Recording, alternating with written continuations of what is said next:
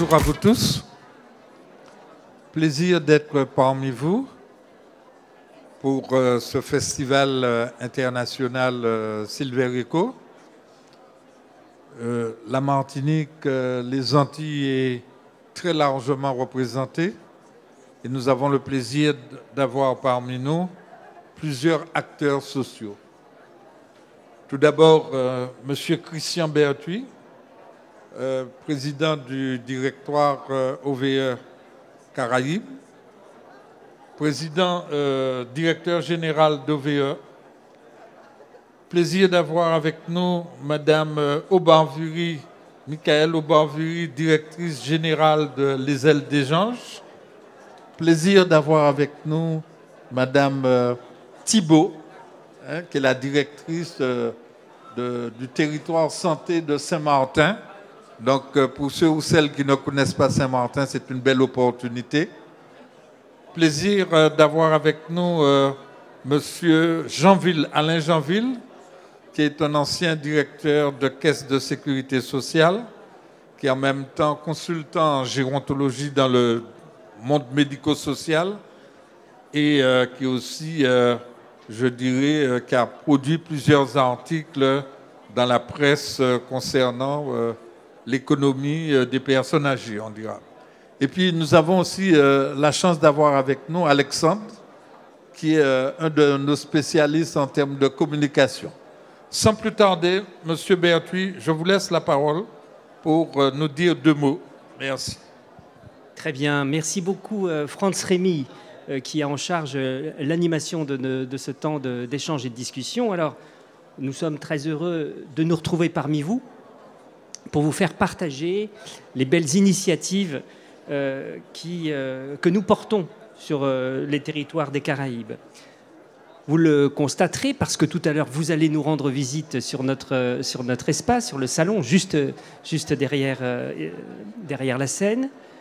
Nous sommes venus nombreux car les idées, les actions innovantes, les projets foisonnent au bénéfice des plus vulnérables d'entre nous. Donc merci de vous intéresser à ce que nous faisons les uns et les autres sur ces territoires.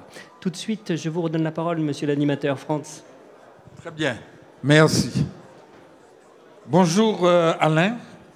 Bonjour. Plaisir de se retrouver ici à Cannes pour nous parler de cette société vieillissante, la Martinique. Et en même temps aussi nous rappeler le contexte général de cette société avec tous ses défis, mais aussi les solutions comme perspective. Alain, je sais que tu as produit plusieurs articles, que tu interviens aussi parallèlement dans le cadre de la formation Master 2, organisée par l'AMDOR et l'Université de Lille. Fais-nous partager ton expérience en la matière. Tu as la parole. Merci beaucoup. Je dispose de combien de temps? Tu as 10 minutes. C'est une véritable gageure, mais je vais essayer. Donc, le monde vieillit, les pays de l'OCDE vieillissent, la France vieillit et la Martinique vieillit. Vous me direz quoi de neuf sous le soleil?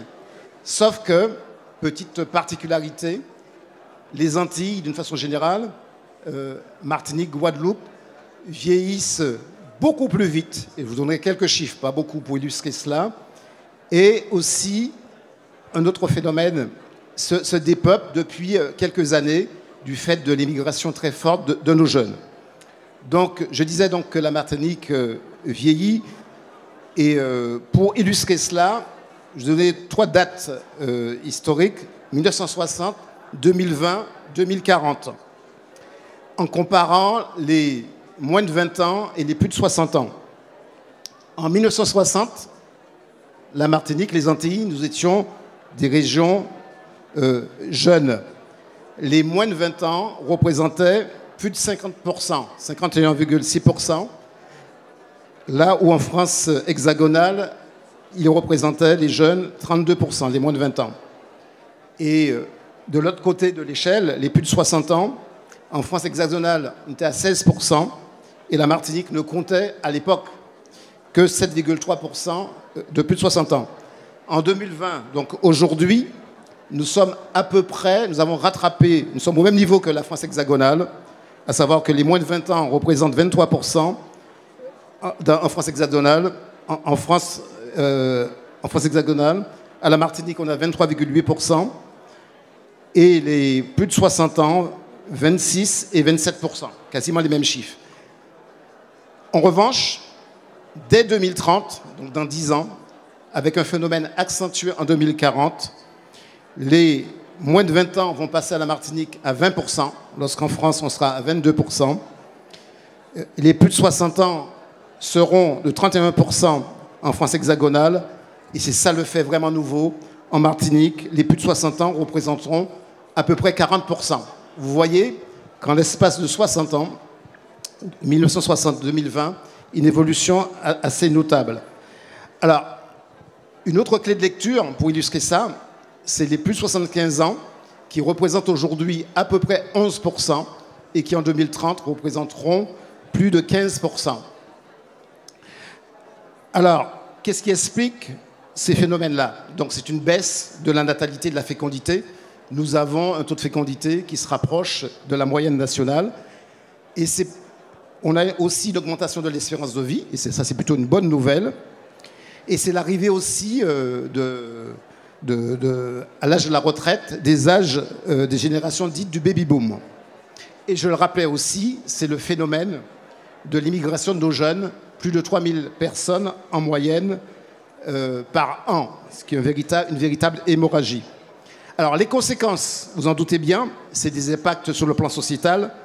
C'est une très forte augmentation des personnes qui vont rentrer en dépendance. C'est des impacts sur le plan économique et financier, mais c'est aussi un enjeu de solidarité nationale et locale. Alors, le président parlait des principaux défis auxquels nous allons devoir répondre au niveau des Antilles françaises. Je les pose, j'en ai relevé 4, il y en a peut-être plusieurs, d'autres, et je les pose sous forme d'interrogation. Sommes-nous préparés aux Antilles, Guadeloupe, Martinique, à muter vers une société où l'équilibre jeune-aîné présentera une telle configuration? La réponse est dans la question.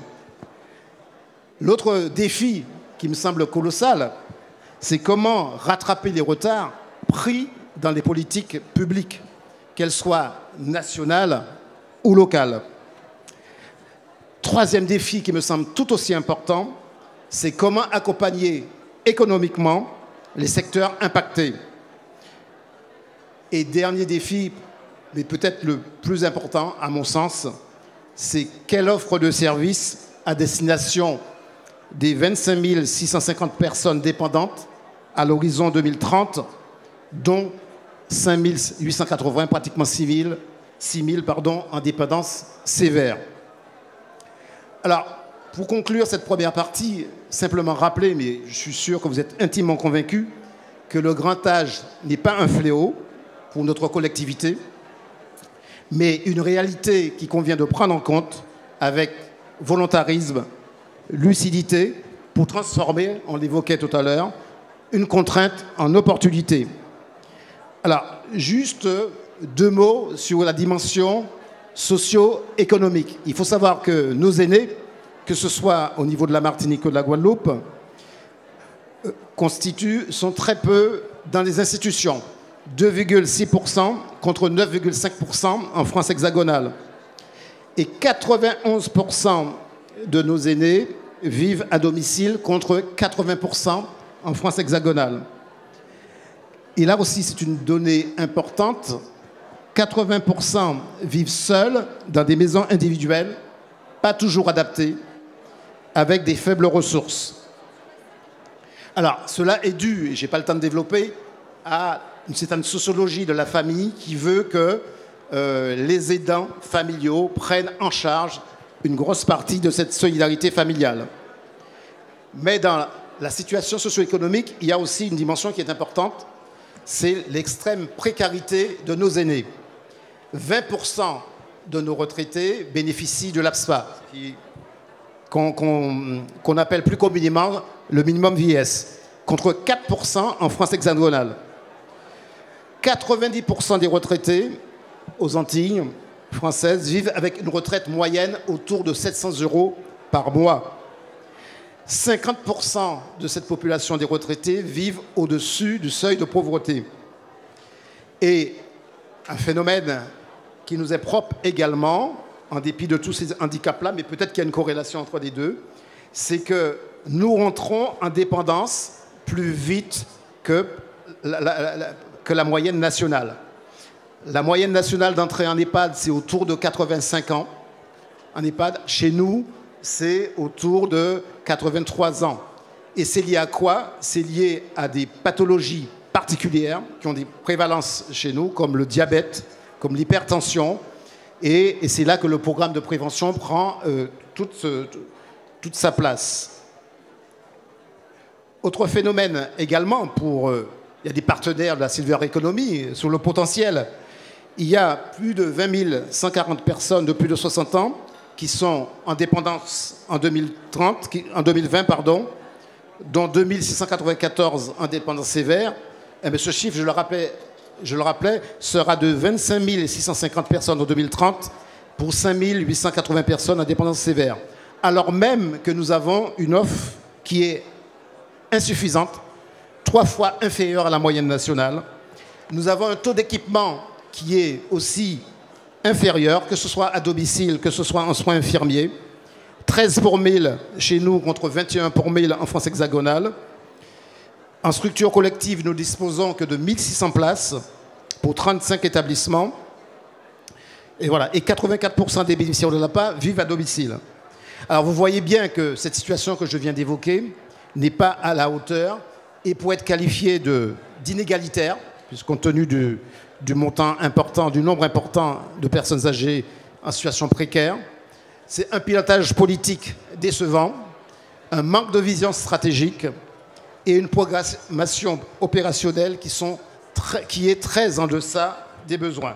Alors, juste parce que je vois monsieur l'animateur me regarder, quelques pistes pour faire face à ces défis-là. Alors, d'abord, au niveau national, on met quelques espoirs dans la création de cette 5e branche pour passer de l'aide sociale à un système vraiment de solidarité nationale, avec un système de cotisation, comme ça existe en Allemagne, avec un risque de dépendance. Mais on n'en prend pas le chemin. Et voilà. L'autre dimension, c'est par rapport à nos spécificités, c'est faire admettre et reconnaître par les pouvoirs publics que notre situation, Martinique, Guadeloupe, Guadeloupe-Martinique, mérite un plan de rattrapage pour nous faire en sorte qu'on soit au niveau de la moyenne nationale. Alors, rapidement et au niveau local, comment préparer la population à cette mutation démographique? Il faudrait, me semble-t-il, revoir notre pacte social. Il faudrait mettre en place une campagne de sensibilisation de la population. Il faudrait désigner, me semble-t-il, au niveau de la CTM, un référent senior. Il faudrait, au niveau de chaque CCAS, dans nos collectivités, qu'il y ait un référent senior aussi qui soit mis en place. Il faudrait aller vers une simplification en créant un guichet unique à travers une maison de l'autonomie. Et il faudrait surtout, et là je pense qu'on sera tous d'accord, quitter le curatif et mettre en place une véritable politique en matière de prévention. On le dit, on le répète, mais on voit qu'au niveau des actes, ça ne suit pas toujours. Alors, au niveau des politiques publiques, il faut reprendre en urgence, que ce soit au niveau de la Guadeloupe ou de la Martinique, l'actualisation du schéma de l'autonomie. Il faut réfléchir et proposer une gouvernance qui soit adaptée à nos réalités. La concurrence qui existe entre la collectivité et les ARS, à mon avis, n'est pas de nature à simplifier les choses. Et je le disais dans l'article que le président citait, nous avions dans le cadre du plan anti-Covid un plan de relance territoriale et je disais qu'il fallait un volet rattrapage visant à réduire les écarts entre les Antilles et nous-mêmes. Alors, bien évidemment, le gouvernement, pour ceux qui suivent le sujet, a sorti une circulaire, mais très technocratique, avec un plan pluriannuel sur 4 ans de 80 millions. Alors c'est curieux, ce plan s'intitule « Plan de rattrapage des pays ultramarins et insulaires ». Il y a la Corse. Je ne comprends pas cette porte d'entrée, à part le fait qu'on soit une île. Je ne vois pas d'autres phénomène de similitude avec la Corse. Enfin bref, c'est pour dire que, et selon un calcul savant, sur ces 80 millions, la Martinique aura une enveloppe de 13 millions alors, pour rattraper les retards que je viens de vous indiquer.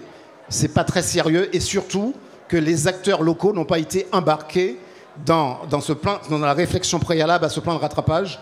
Et à mon avis, ça augure mal de la réussite de ce projet-là. Merci Alain.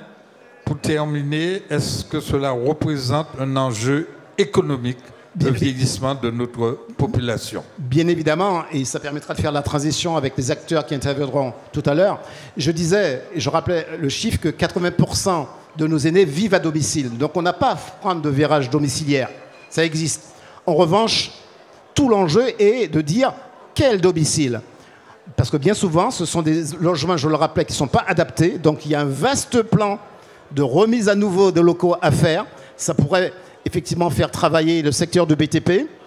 Et l'INSEE aussi prévoit à l'horizon 2030 des besoins qui sont chiffrés à plus de 1500 ETP dans le domaine du grand soin. Donc pour des territoires qui connaissent un taux de chômage élevé, ça pourrait être également un gisement d'emploi. Mais c'est un secteur, et c'est un clin d'œil que je fais aux autres participants, pour la silver economy, parce que nos jeunes start-upers peuvent innover en matière de domotique, en matière de télémédecine. Il y a aussi un chantier immense à développer. Merci. En fait, pour conclure, transformons cette contrainte en opportunité, mais surtout, pas de paresse intellectuelle, il faut y aller. Merci Alain. Sans plus tarder, la transition a été faite. Michael Obarvuri, je sais que tu as beaucoup voyagé. Tu t'es inspiré du modèle nord-américain, canadien, autour du relayage, autour du baluchonnage. Directrice générale des Ailes des Anges, tu pourrais nous faire partager ton expérience sur les innovations de répit envers les aidants. Tu as la parole, merci. Merci, bonjour à tous. Alors effectivement, je dirige avant tout un SAD, un service d'aide à domicile. Et nous avions en premier interlocuteur les aidants familiaux, bien sûr. Et on s'est rendu compte de la catastrophe qui s'annonce et qui est même déjà là. C'est-à-dire qu'effectivement, on a beaucoup de personnes à domicile, seules, mal accompagnées, des aidants qui ne peuvent pas être là. Et un jour, on a décidé effectivement de proposer le service du baluchonnage en Martinique.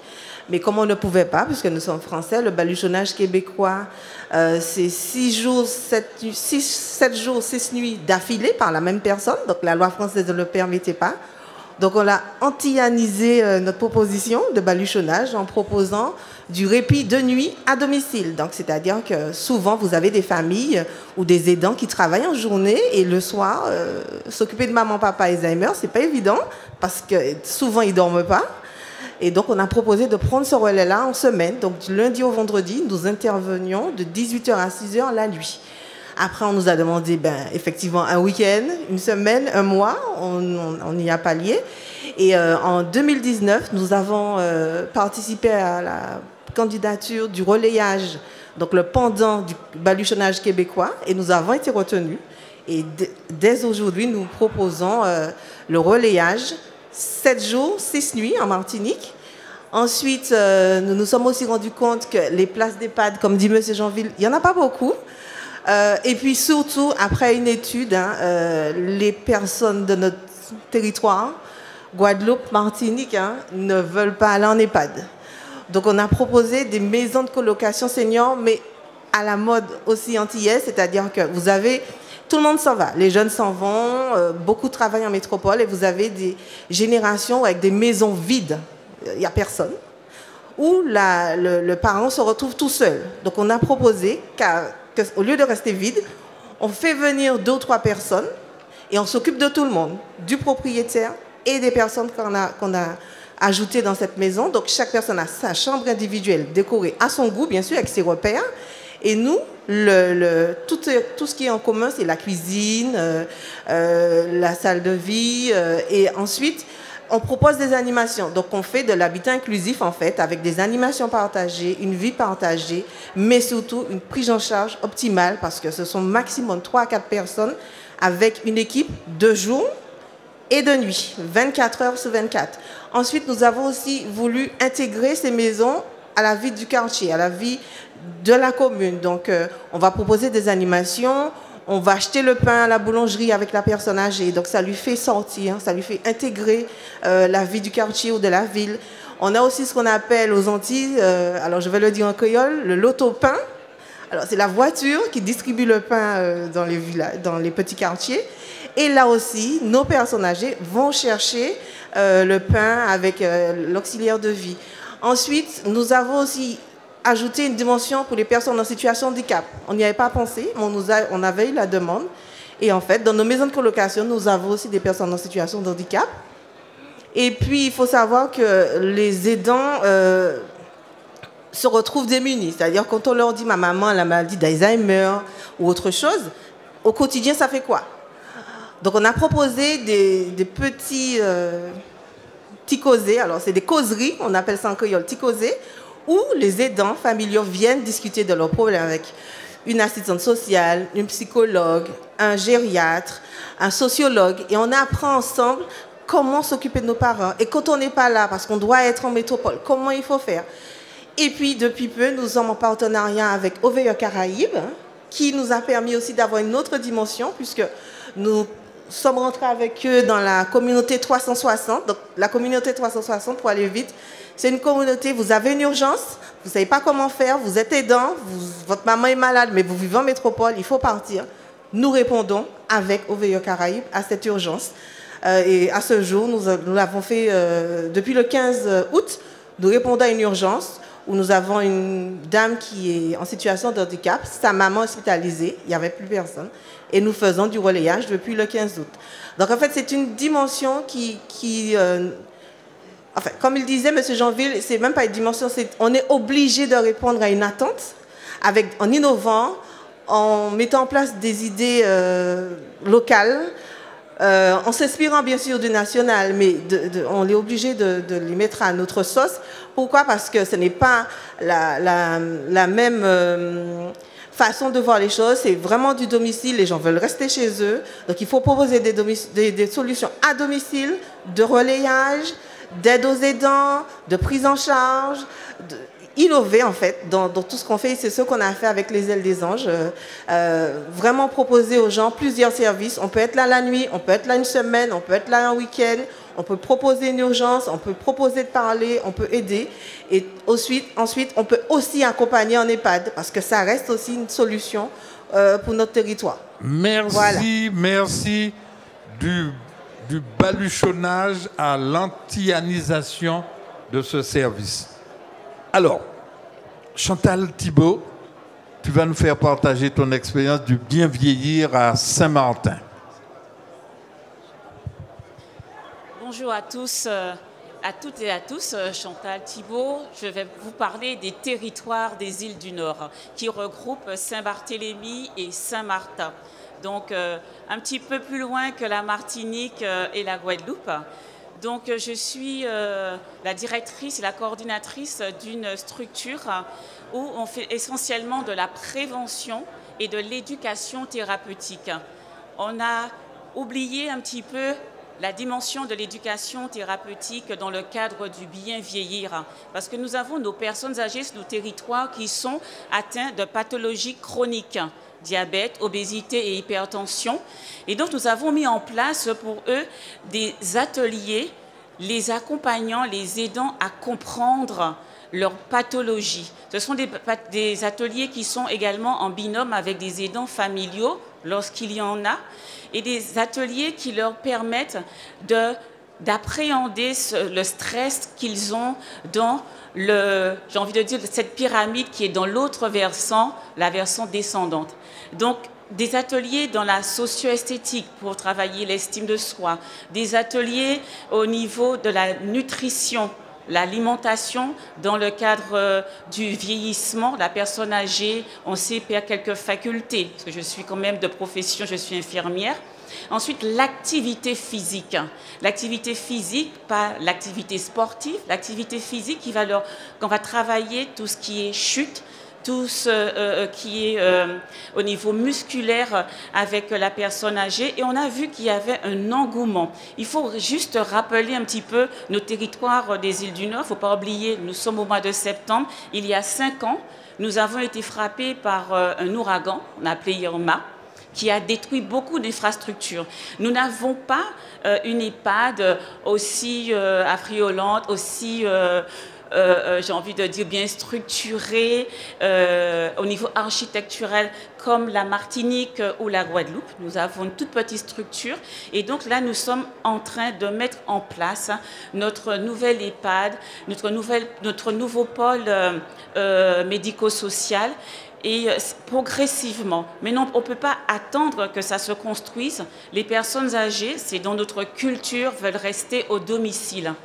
Donc, nous travaillons la proximité avec ces personnes âgées. La particularité des territoires des îles du Nord, c'est le multilinguisme. Donc, imaginez bien que lorsque nous menons en place des ateliers, ce sont des ateliers qui sont faits en anglais, en français, en espagnol et en créole. Donc, c'est un travail qui est vraiment en profondeur et un travail qui est dans la co-construction avec la personne âgée.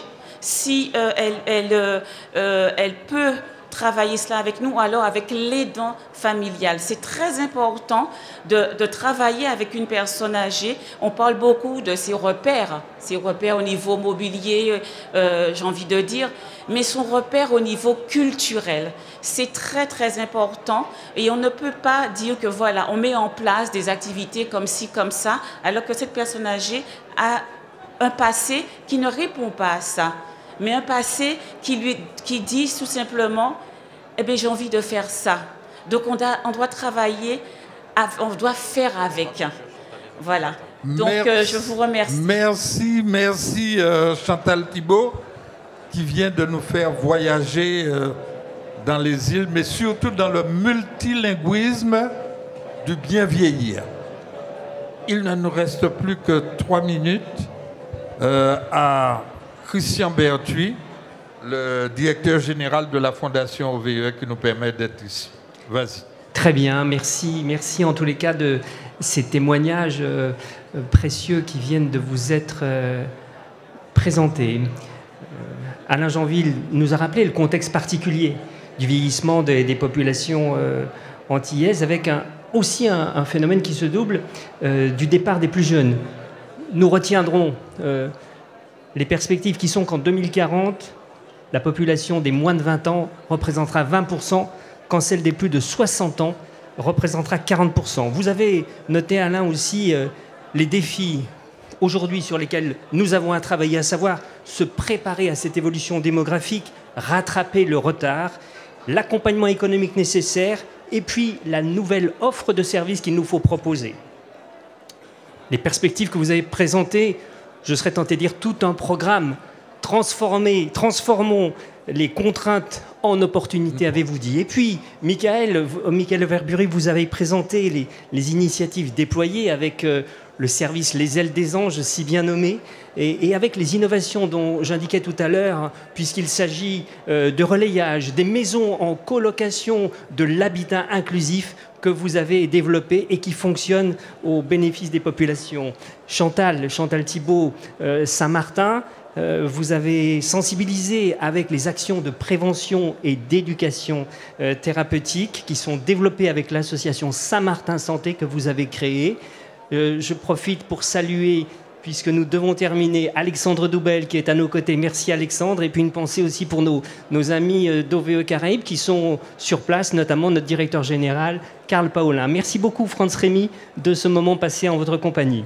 Merci à vous tous et au plaisir de vous rencontrer à la Martinique très prochainement.